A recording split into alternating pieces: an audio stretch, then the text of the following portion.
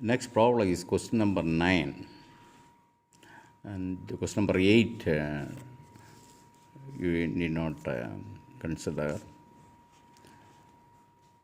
It's a slightly complicated problem, so that you don't study, need not study. Determine this problem is determine the turns per phase and number of stator slots, stator conductor size and stator slot area of a 100 kW 3-phase 50 Hz 400 volt 1450 RPM delta connected slip ring induction motor. B average equal to 0.5 Tesla, D equal to 35 centimeters, L equal to 30 centimeters, delta equal to 3.5 ampere per mm square, space factor equal to 0.4, and eta equal to efficiency equal to 0.88 and power factor equal to 0.85. So the things that are given to be noted. അതെല്ലാം കുറിക്കുക. Data തന്നിരിക്കുന്നത് speed 1450 RPM ആണ്. അപ്പോൾ 1450 RPM actual സ്പീഡാകുമ്പോൾ induction മോട്ടറാണ്, അതിൻ്റെ actual സ്പീഡാണ്, running സ്പീഡാണ് തന്നിരിക്കുന്നത്. അപ്പോൾ അതിൻ്റെ synchronous speed എന്തായിരിക്കും? 50 hertz machine ആകുമ്പോൾ 1450 RPM റണ്ണിങ് സ്പീഡ് തന്നാൽ തൊട്ടടുത്ത സിങ്കർണസ് സ്പീഡ് ഏതാ?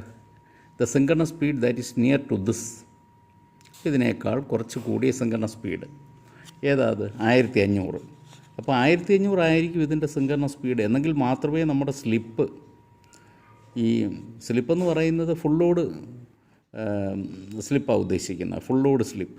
അപ്പോൾ ഈ തന്നിരിക്കുന്ന ഫുൾ ലോഡ് സ്പീഡാണ്. അപ്പോൾ ഫുൾ ലോഡ് സ്പീഡ് 1450 ആണെങ്കിൽ അതിൻ്റെ ഫുൾ ലോഡ് സ്ലിപ്പ് ഒരു 4% നിൽക്കണമെന്നുണ്ടെന്നുണ്ടെങ്കിൽ ഈ 1500 RPM. അപ്പോൾ നമ്മൾ ഫുൾ ലോഡ് സ്ലിപ്പ് നോക്കുകയാണെങ്കിൽ NS minus N divided by NS നോക്കണം. 1500 മൈനസ് 1450 ഡിവൈഡഡ് ബൈ 1500 എന്നുള്ളതാണ് slip, into 100 gives the percentage slip. അപ്പോൾ ഇവിടെ ഒരു within the full load slip of induction motor will lie within some 5%. ഇവിടെ ഇത് എത്രയാണ്? ഇവിടെ 50 ഡിവൈഡ് ബൈ 1500 എന്ന് പറയുമ്പോഴത്തേക്ക് അത് 3.33% വല്ലതും വരും. അപ്പോൾ we can infer that when the running speed is 1450 RPM given, we can infer that for a 50 Hz machine, the nearest synchronous speed is 1500 or 1500 RPM is the synchronous speed of this machine. So obviously this is a 4-pole machine. മറ്റ് details അല്ലാതെ അതിൽ കുറിക്കുക. Flux per pole നമുക്ക് കണ്ടുപിടിക്കാം. B average തന്നിട്ടുണ്ട്. B average into πdl by P എന്നാണല്ലോ നമുക്ക് flux per pole. Number of poles ഇവിടെ 4 ആണ്. ആണ് 1500 RPM സിങ്കർണസ് സ്പീഡ്. അത് 4-pole മെഷീനാണുള്ളത്. അപ്പം P ഈക്വൽ ടു 4. അപ്പോൾ അതിൽ നിന്ന് 5 നോക്കണം. ഓരോ ക്വാണ്ടിറ്റി എങ്ങനെ കണ്ടുപിടിക്കുന്നത്? 5 ഈക്വൽ ടു 0.0412 വെബർ. അപ്പം ഏതാണ് കണ്ടുപിടിക്കേണ്ടതെന്നുള്ളത് നമ്മൾ അതിനകത്ത് നമ്മുടെ ആ ഒരു പ്രോബ്ലംസുമായിട്ടുള്ള പരിചയത്തിൽ നിന്നേ നമുക്കത് ചെയ്യാൻ പറ്റുള്ളൂ. അപ്പോൾ ഇവിടെ EPH ഇത് എന്ത് ടൈപ്പ്? ഡെൽറ്റ കണക്റ്റഡ് മെഷീനാണ്. Delta connected slip ring induction motor. ഇപ്പോൾ ഡെൽറ്റ കണക്റ്റഡ് ആകുമ്പോൾ ഫേസ് വോൾട്ടേജ് എന്ന് പറയുന്നത് ഈക്വൽ ടു ലൈൻ വോൾട്ടേജ്. അപ്പോൾ നമ്മുടെ പ്രോബ്ലത്തിലൊക്കെ തരുന്ന ലൈൻ വോൾട്ടേജാണ്. 400 volts എന്ന് പറയുന്നത് ലൈൻ വോൾട്ടേജാണ്. So that is same as the phase voltage 400 volts. Delta connected മെഷീന്. അപ്പോൾ നമുക്ക് voltage equation EPH is equal to 4.44 kW into FI TPH. അപ്പോൾ ഇതിൽ നിന്ന് TPH സമം EPH divided by 4.44 kW FI. KW 9.955 we assume if it is not given. തന്നിട്ടില്ലെങ്കിൽ usually we assume so.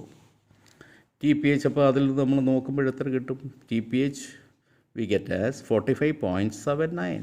we take 46. ഇനി നമുക്ക് നമ്പർ ഓഫ് സ്റ്റേറ്റസ് സ്ലോട്ട്സ്, എത്ര status slots വേണം? അതിന് നമ്മുടെ യൂഷ്വൽ ക്രൈറ്റീരിയ ഉണ്ടല്ലോ. Slot pitch varies from 15 to 25 mm, 15 mm to 25 mm, or the number of slots lies between. അപ്പോൾ πd എന്ന് പറഞ്ഞാൽ മൊത്തം ആ പെരിഫറൽ ലെങ്ത് ആണ്, പെരിഫറൽ ആ ചുറ്റളവ്.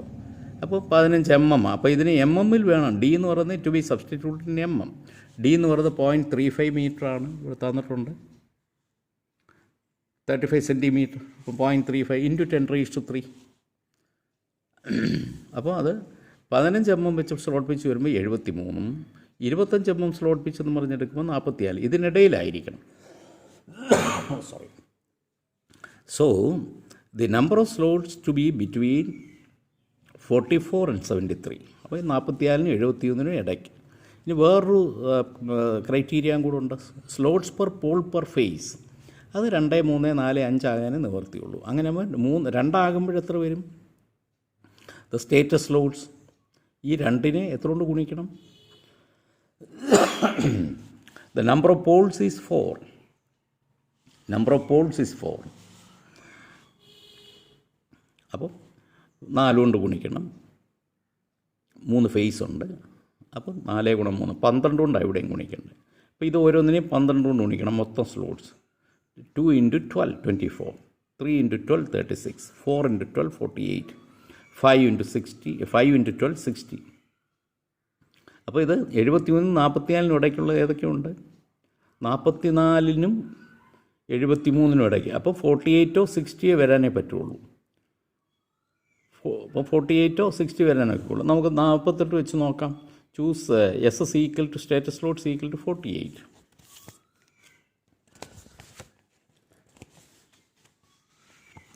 അപ്പോൾ എന്ത് വരും? The total number of conductors equal to 6 TPH turns per phase into 6. അപ്പോൾ 46 × 6 276. കണ്ടക്ടേഴ്സ് പെർ സ്ലോട്ടോ? കണ്ടക്ടേഴ്സ് പെർ സ്ലോട്ട് എന്ന് പറയുന്നത് 276 ഡിവൈഡഡ് ബൈ 48. അപ്പോൾ 5.75. We take 6 for double layer. Even number ആയിരിക്കണം. ഡബിൾ ലെയർ വൈൻഡിങ് ആണെങ്കിൽ ടോട്ടൽ നമ്പർ ഓഫ് കണ്ടക്ടേഴ്സ്. അപ്പോൾ 48 സ്ലോട്ടെന്ന് എടുക്കുകയാണെങ്കിൽ 6 × 4 288 conductor size. അപ്പോൾ നമുക്ക് ഇത് വേറെ ഒരു കണ്ടീഷനും നമുക്ക് തന്നിട്ടില്ല. അതുകൊണ്ട് we can take the number of slots as 48 എന്നങ്ങ് എടുക്കാം. There is no second thinking.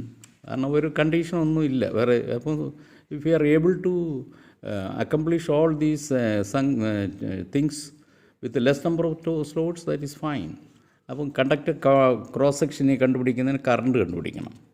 Current നമ്മൾ KW divide by efficiency by power factor. അതാ Q എന്ന് പറഞ്ഞാൽ KVA ഇൻപുട്ട്. അപ്പോൾ ഒരു ഫേസിലേക്കുള്ള എടുക്കുന്നതിന് 133.7 ഡിവൈഡ് ബൈ 3. അതിനെ വോൾട്ടാമ്പിയർ ആകെ ഇൻറ്റു 10⁻³ ഡിവൈഡഡ് ബൈ ഇത് EPH × IPH എന്നുള്ളതാണ് വോൾട്ടാമ്പിയർ. 133/3 എന്ന് പറയുന്നത്. അപ്പോൾ നമുക്ക് IPH 11.4 എന്ന് കിട്ടും. 11.4 ആംബിയർ. അപ്പോൾ കണ്ടക്ടർ സൈസ് അത്രയും ആംബിയർ കടത്തി വിടണമെന്നുണ്ടെങ്കിൽ അതിൻ്റെ നമുക്ക് ഈ current density 3.5 ampere per mm² എന്നാണ് പറഞ്ഞേക്കുന്നത്. Current density delta equal to 3.5 ampere per mm². അപ്പോൾ നമുക്ക് നേരത്തെയൊക്കെ നമ്മൾ കണ്ടുപിടിച്ചിട്ടുണ്ട്. ഡെൽറ്റ തന്നിട്ടുണ്ടെങ്കിൽ എങ്ങനെയാണ് നമ്മൾ സൈസ് കണ്ടുപിടിക്കുന്നത്? ആ കറണ്ടിനെ ആ 3.5 കൊണ്ട് ഡിവൈഡ് ചെയ്താൽ എത്ര mm² കിട്ടുമെന്നുള്ളത്. ആ 31.8 mm² സൈസുള്ള കണ്ടക്ടർ ഉപയോഗിക്കണം. അപ്പോൾ അങ്ങനെയുള്ള എത്ര കണ്ടക്ടർ വരും ഒരു സ്ലോട്ടിൽ? ഒരു സ്ലോട്ടിലാണെങ്കിൽ അങ്ങനെയുള്ള ഒരു സ്ലോട്ട്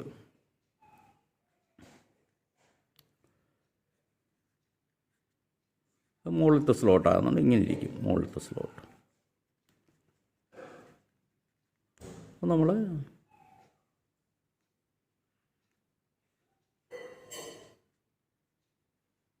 ഇങ്ങനെ പിന്നെ ഇൻസുലേഷനൊക്കെ ഇതിൻ്റെ ഇടയ്ക്ക് വരും.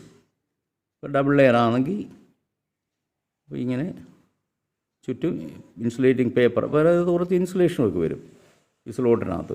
6 കണ്ടക്ടർ. അപ്പോൾ ഇത് ഈ ഓരോ കണ്ടക്ടറിനും ചുറ്റും ഇൻസുലേഷനുണ്ട്. അപ്പോൾ മൊത്തം 6 കണ്ടക്ടറുണ്ട് ഒരു സ്ലോട്ടിൽ. 6 കണ്ടക്ടേഴ്സ് പെർ സ്ലോട്ട്. ഒരു കണ്ടക്ടറിൻ്റെ ഏരിയയാണ് 31.8 mm². അപ്പോൾ 6 കണ്ടക്ടറിന് ഇരിക്കുന്നതിന് 31.8 × 6 അത്ര mm² വേണം. ഇനി സ്പേസ് ഫാക്ടർ എന്ന് പറഞ്ഞാൽ space factor is always copper area divided by total area of the slot. ഇതാണ് എന്ത് പോയിൻ്റ് എത്ര എന്ന് പറഞ്ഞിരിക്കുന്നത് 0.4. ഇത് point it is given that the space factor it is copper area divide by total area is 0.4. Question തന്നിട്ടുണ്ട് 0.4 ആണെന്ന്. അപ്പോൾ copper area divided by 0.4 എന്ന് പറയുന്നത് copper area total area of the സ്ലോട്ടിൻ്റെ മൊത്തം area is copper area divided by total slot area is copper area divided by the space factor. ആ space ഫാക്ടറാണ് 0.4. അപ്പോൾ അത് നമുക്ക് എത്ര കിട്ടും? 477 mm². അപ്പോൾ സ്ലോട്ട് ഏരിയ എന്ന് പറയുന്നത് 477 mm² എന്ന് കിട്ടും. അങ്ങനെയാണ് സ്ലോട്ടിൻ്റെ ഏരിയ കണ്ടുപിടിക്കുന്നത്. അപ്പോൾ ഇങ്ങനെയുള്ള പ്രോബ്ലംസും ഉണ്ട്, സ്ലോട്ടിൻ്റെ ഏരിയ കണ്ടുപിടിക്കാനുള്ള പ്രോബ്ലംസ്. So with this